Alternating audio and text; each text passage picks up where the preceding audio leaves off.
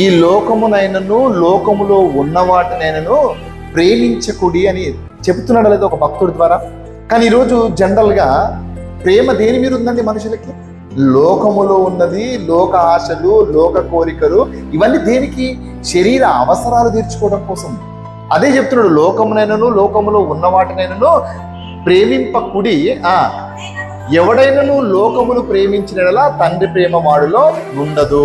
ఇప్పుడు 16 చెప్తున్నాడు, లోకములో ఉన్నదంతయు అంటున్నాడు సరా. లోకములో ఉన్నదంతయు అంటే లోకములో మన కంటికి ఏదైతే కనబడుతుందో దాని అంతటి గురించి చెప్తూ అనగా శరీర ఆశ. శరీర ఆశ, శరీరానికి ఆశ ఉందండి. ఏంటిది ఆ ఆశ?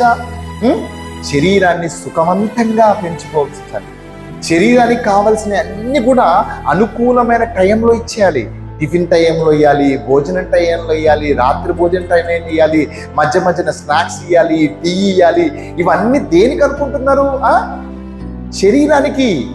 ఈ శరీరానికి సంబంధించిన వాటన్నిటినీ టైం టు టైం ఇస్తున్నాం. మనము ఆత్మ గురించి ఆలోచిస్తున్నామా? లోపల ఆత్మ ఉందని టైం టు టైం ఆత్మకు కూడా ఇవ్వాలని ఆలోచన ఈరోజు సమాజంలో ఎందుకు లేదు?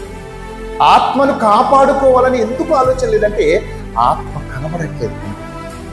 కానీ ఆత్మ పనిచేస్తుంది, ఆత్మ మనల్ని నడిపిస్తుంది.